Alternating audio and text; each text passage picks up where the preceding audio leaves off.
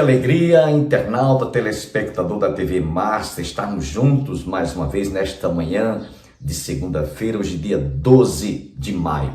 Hoje celebra-se o dia do engenheiro militar e também o dia mundial da enfermagem ou do enfermeiro. Nós queremos parabenizar a todos os profissionais que trabalham nas enfermarias, cuidando dos pacientes. Outra vez estaremos trazendo mais uma reflexão da Palavra de Deus.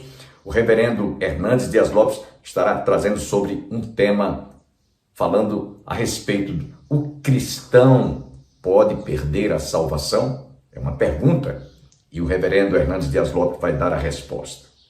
Portanto, continue conosco. Quero lembrar a todos os nossos internautas, telespectadores, restam poucos exemplares deste marcador de leitura. Inclusive, se você ainda não fez a aquisição, vá hoje mesmo na recepção da TV Master, na Beira Rio, e você fará a aquisição lá na recepção. Restam poucos exemplares. Como também se você reside em Campina Grande, Igreja Evangélica Congregacional do Calvário, situada às margens do Açude Velho, confluência com o Parque da Criança, vá hoje mesmo, pode ser no horário do expediente, ou pode também ser no dia de cultos, terças-feiras, às quintas-feiras, aos domingos, e você receberá este marcador de leitura. Inclusive, no verso tem um calendário para você saber ou lembrar o dia da semana, o dia do mês. Portanto, vá hoje mesmo, não perca tempo, porque restam poucos exemplares. Quero deixá-los agora com o reverendo Hernandes Dias Lopes falando sobre esse tema muito importante, sobre pode o cristão perder a salvação?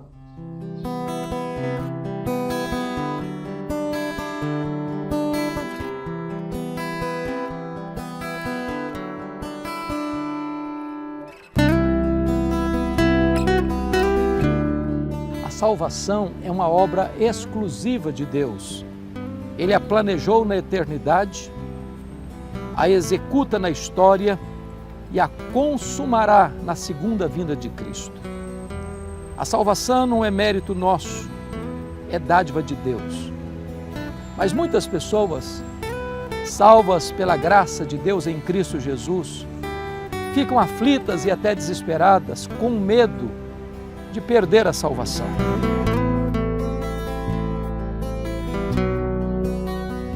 O que a Bíblia ensina sobre isso? É possível uma pessoa que foi salva pela graça em Cristo Jesus vir a perder-se eternamente?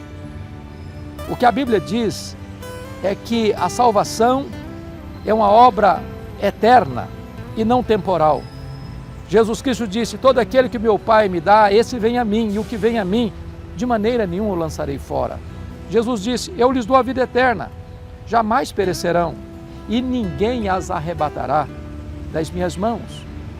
Aquele que é salvo está assentado com Cristo nas regiões celestes, escondido com Cristo em Deus. O apóstolo Paulo disse que nem a morte, nem a vida, nem anjos, nem principados, nem poderes, nem altura, nem qualquer outra criatura pode nos separar do amor de Deus que está em Cristo Jesus, nosso Senhor. A Bíblia diz que este livro foi escrito para nos dar essa garantia. João diz assim: filhinhos, estas coisas eu vos escrevo para que saibais que tendes a vida eterna. Se você já recebeu Jesus Cristo como seu Salvador e Senhor, você não precisa ficar aflito, ansioso, com medo de perder a salvação. Você está seguro nos braços de Jesus.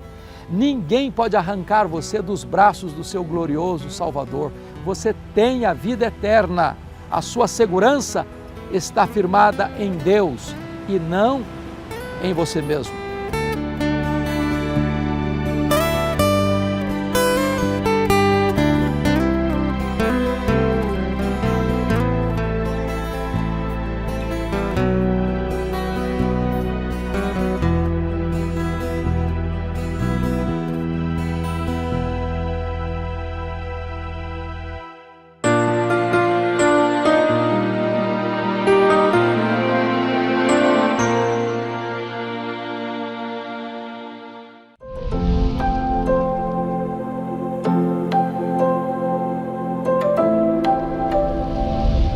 Oséias, capítulo 14. É o último capítulo que vamos estudar hoje, capítulo 14.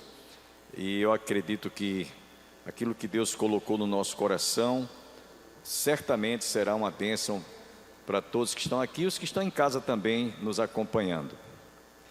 Vamos ler. São 9 versículos, último capítulo, capítulo 14. Vamos ler. Volta, ó Israel, para o Senhor teu Deus, porque pelos teus pecados estás caído. Tende convosco palavras de arrependimento e convertei-vos ao Senhor. Dizei-lhe: perdoa toda a iniquidade, aceita o que é bom, e em vez de novilhos, os sacrifícios dos vossos lábios. A Assíria já não nos salvará. Não iremos montados em cavalos, e não mais diremos a obra das nossas mãos: tu és o nosso Deus. Por isso, por ti, o órfão alcançará misericórdia. Curarei a sua infidelidade. Eu de mim mesmo os amarei, porque a minha ira se apartou dele.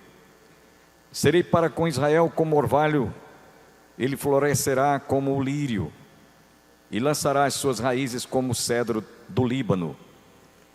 Estender-se-ão os seus ramos, o seu esplendor será como o dia, como o da oliveira, e a sua fragrância como a do Líbano.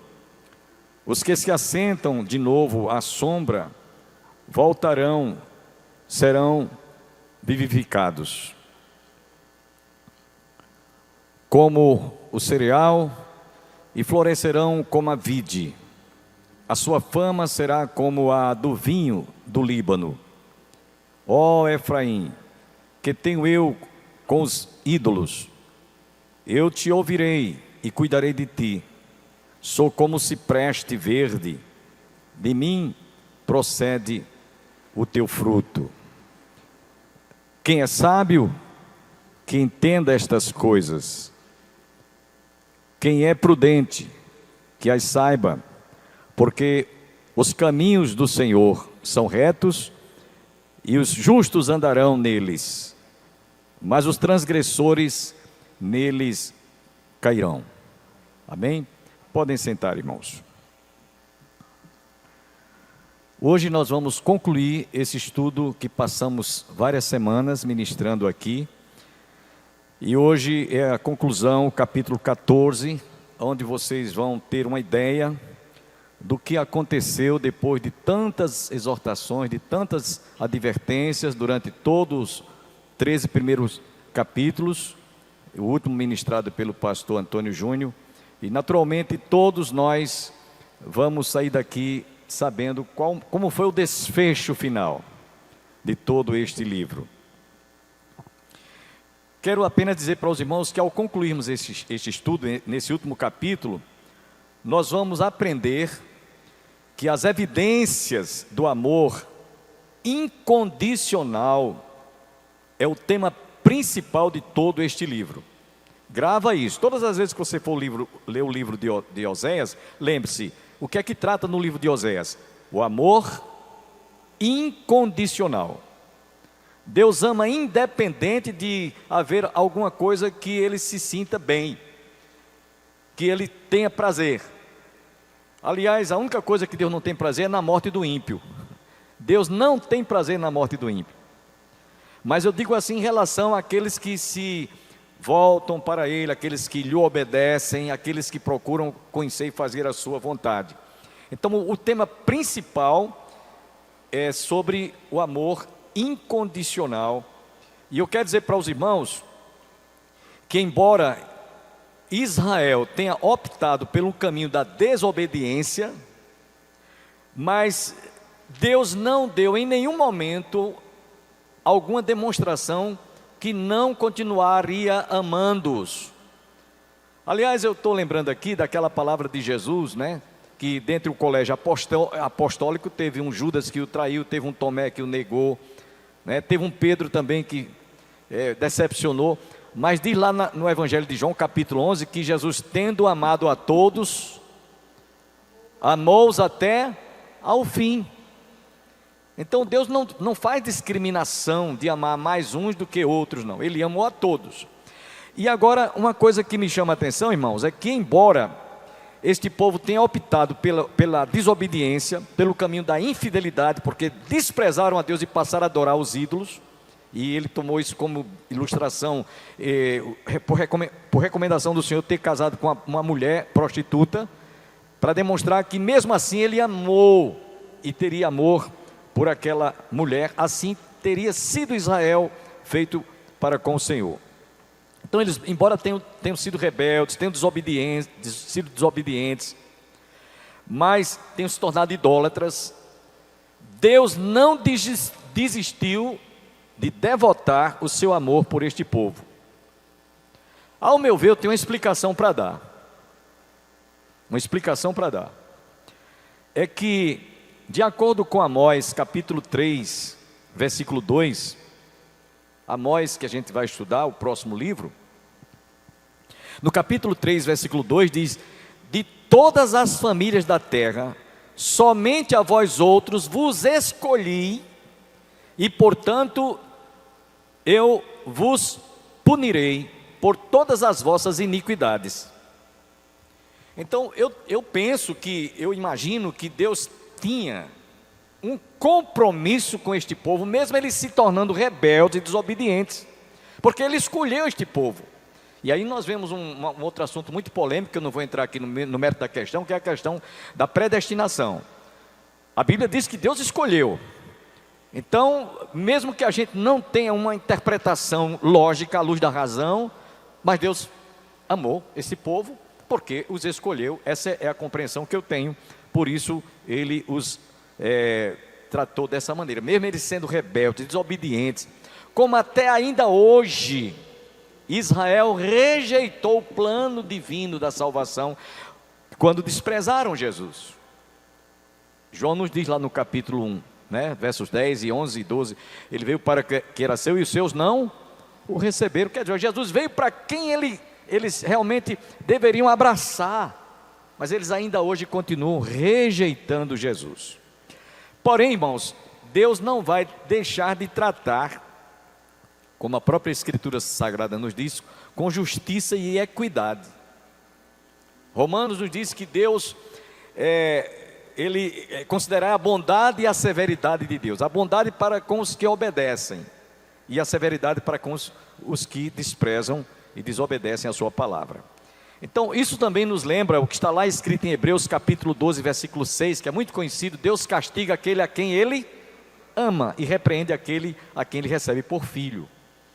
De sorte, meus irmãos, que eu entendo que para a gente ter uma compreensão do porquê Deus amar esse povo, e um povo especial, um povo que ele escolheu, naturalmente ele tem alguma coisa para revelar, demonstrar que ele mesmo assim não vai deixar de continuar amando-os, mesmo eles tendo desprezado a Deus. Então nesse último capítulo, Deus espera que eles reconheçam o quanto o Senhor é misericordioso, tolerante, assaz, benigno, paciente e sofredor. Pastor, Deus é sofredor? É.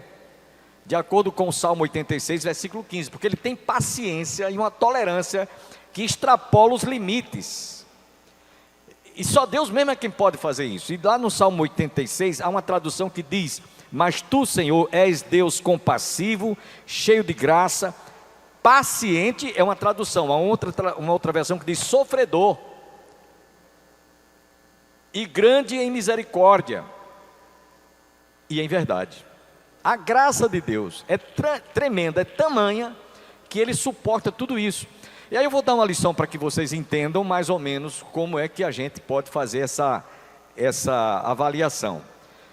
Quem é pai aqui, quem é mãe? Levanta a mão. Os que estão em casa também. Muitos são pais. Agora, irmãos, pode baixar as mãos. Quando um filho da gente se rebela contra o pai, contra a ordem de uma mãe, você intimamente, interiormente, você sente tristeza. E muitas das vezes nós sofremos, porque foi uma escolha errada que o filho fez, se foi um casamento, se foi uma decisão precipitada, seja lá qual for, a gente sofre, sim ou não? Mesma coisa acontece com Deus. Por isso que a Bíblia diz que Ele é um Deus paciente e sofredor. Então imagine, Ele vendo o povo desprezando a Ele e adotando e aderindo a deuses pagãos, deuses estranhos. Isso só pode entristecer bastante o coração de Deus. Então, nesses 9 versículos, Deus espera que o seu povo não tenha apenas uma atitude de arrependimento, mas um reconhecimento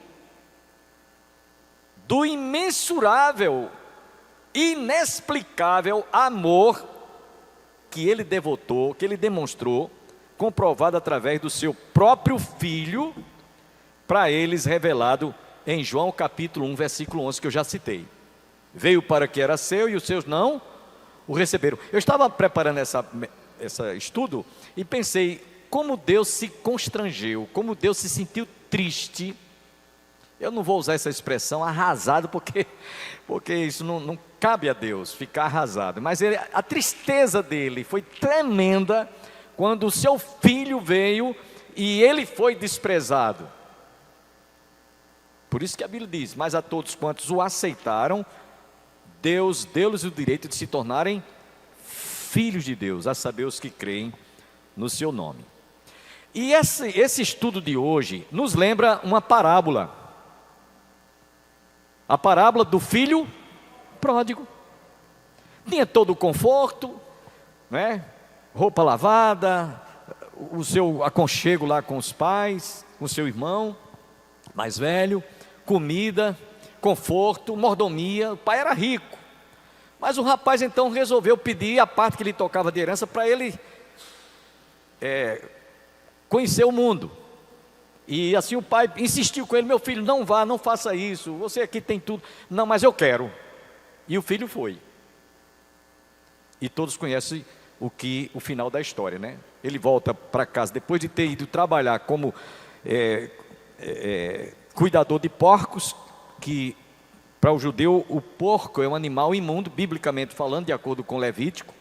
Mas a Bíblia mostra que ele foi cuidar de porcos e ter como alimento as alfarrobas. Eu já falei isso aqui sobre algum tempo atrás. O que eram as alfarrobas? Não é a lavagem de porcos, era um alimento que tem uma semente muito dura, e a gente já teve a oportunidade de ver isso, como é. Então, quando este moço estava lá, naquela situação miserável, humilhante, de muita humilhação, diz o texto que ele caiu em si.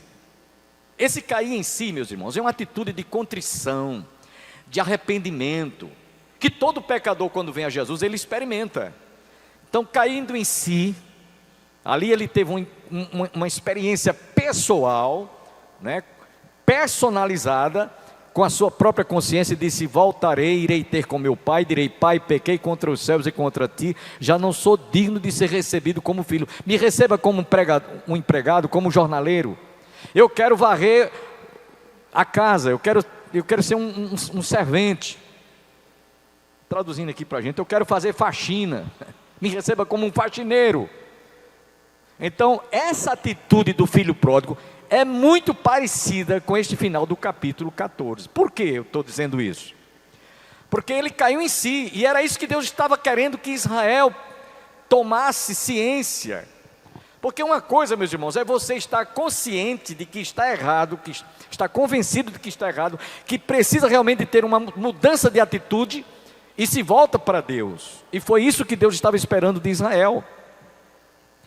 Eu já ouvi uma ilustração que eu vou contar aqui, vocês já devem ter ouvido, até pregando aqui na igreja, alguém já fez essa ilustração, que eu estou lembrando, que um jovem, ele se tornou rebelde, como filho pródigo, e saiu de casa, e depois que passou muito tempo sofrendo lá no mundo, apanhou muito, ele um dia resolveu voltar para casa, e mandou uma carta para o seu pai, dizendo: meu pai, eu estou contrito, estou arrependido diante de tudo que eu fiz, eu quero voltar para casa, queria saber se o senhor me recebe de volta. Agora eu quero fazer aqui pedir uma confirmação. O pai dele morava numa linha, bem próxima a uma linha férrea, uma linha de trem, que passava em frente à casa do pai. Isso é uma ilustração que já ouvimos, né? E aí ele pediu, meu pai, quando eu passar, eu vou do lado da janela, que passa olhando para casa, para chegar na estação, no terminal, se o senhor colocar lá um lenço branco, ou vários lenços brancos numa árvore que tinha na frente da casa, é sinal de que o senhor vai me receber. E aí eu vou descer na estação, senão eu continuo. E a ilustração disse, quando o jovem, ele vinha se aproximando, a ansiedade dele era ver se tinha aqueles lenços brancos, como sinal de que ele seria recebido. E qual foi a sua surpresa? Quando ele foi se aproximando, ele não viu lenços, mas ele viu lençóis. Lençóis brancos. O pai estava numa alegria tremenda, esperando, aguardando com muita ansiedade a volta desse filho. Meus irmãos, é uma ilustração que reporta bem que quando a gente se arrepende, quando a gente está contrito, quando a gente tem, como o filho pródigo, caiu em si, e você toma uma mudança de atitude, pode ficar ciente que Deus está de braços abertos, pronto para lhe receber. E Ele espera que você tome essa atitude, para que realmente você volte a ter aquela comunhão perdida. Então, observe que essa restauração fica muito evidente, principalmente para os remanescentes que um dia se voltariam para Deus. O que viria a ser remanescente? Seriam aqueles que, depois de refletirem, repensarem o que os seus pais fizeram, o que os seus ancestrais plantaram, que trouxe todo aquele inferno, trouxe todo aquele transtorno, trouxe toda aquela situação de dificuldade, agora teria servido de lição, de exemplo, para que eles não continuassem naquele caminho errado. E aí, meus irmãos, nós vamos ver, por isso, começando agora o estudo, no capítulo que nós lemos, o versículo 1, continue com a sua Bíblia aberta, veja aí você vai entender, porque logo no versículo 1 do capítulo 14, o Senhor diz: volta, ó Israel, para o Senhor teu Deus, porque pelos teus pecados estás caído.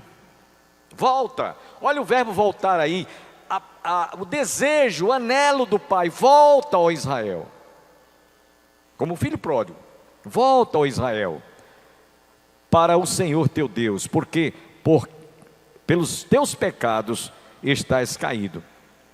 Ou seja, por eles haverem tropeçado, eles estavam agora prostrados e caídos. Eu estava preparando e meditando nesse estudo de hoje, e fui olhar, que eu gosto muito de ler várias versões da Bíblia, né? Tem muitas versões, e uma das versões que eu gosto muito para a gente entender assim, bem mais, de modo bem simples, a Bíblia na linguagem de hoje, diz assim, por eles terem tropeçados, ouviram esta voz de Deus: Israel, volte para o Senhor seu Deus, porque por causa dos teus pecados, vocês ficaram nesta situação terrível. É porque vocês se distanciaram de mim e desprezaram a minha palavra, que vocês estão numa situação terrível. E meus irmãos, eu graças a Deus, eu disse na última vez que eu ministrei essa palavra aqui, no estudo, eu disse graças a Deus, que desde que eu me converti em 1969, nunca deixei Jesus, nunca me afastei dos seus caminhos, não sei o que é o desviar-se do Evangelho. Mas pelo que eu ouço, pelo que eu percebo, o depoimento, o testemunho de pessoas que deixaram a igreja, deixaram o Evangelho, foram para o mundo, é o que vocês podem imaginar de pior possível. Amanhã você vai ouvir a continuidade desta palavra. Mas nesses instantes finais, eu quero informar a todos os nossos amigos internautas que recentemente recebemos a visita do nosso irmão Oswaldo e Késia. Eles são campinenses e ao mesmo tempo israelenses, de dupla nacionalidade. Estiveram aqui visitando familiares E antes deles viajarem, nós nos despedimos. Eu quero passar para você que está conosco esse momento de comunhão que nós tivemos com a sua família. E ao término, você ouvirá o conjunto coral direto de Jerusalém, inclusive a irmã Késia faz parte deste coral, louvando a Deus, a música Aleluia de Handel. E até amanhã, se Deus quiser. Estamos aqui com o nosso irmão Oswaldo, ele é campinense, de dupla nacionalidade, é israelita. E eu estou aqui para me despedir dele e da sua esposa, irmã Késia, que estarão viajando amanhã a Israel. Nós nos reencontraremos lá no dia 29 deste mês de junho e vamos ter a oportunidade de conhecer, de viajar, de desfrutar de muitos lugares sagrados onde Jesus nasceu, por onde ele andou, em Belém, Nazaré, Cafarnaum, Mar da Galileia. Vai ser uma maravilha. E eu queria me despedir de vocês agora, para que você então dê suas palavras de despedida. Que Deus abençoe o Senhor, que a gente se encontre em paz e que quando o Senhor chegue esteja todo em paz. Amém, amém, amém. Pois é. Então, Késia também, né, naturalmente, vai estar nos acompanhando lá, pelo menos um dia. Será uma bênção. Espero que lá nós possamos desfrutar de momentos de muita comunhão e também momentos em que a gente possa recordar, né, passagens bíblicas que muito nos deixa impressionados diante de muitos lugares que a gente vai estar visitando. Amém. Então, até Eretz Israel. Amém.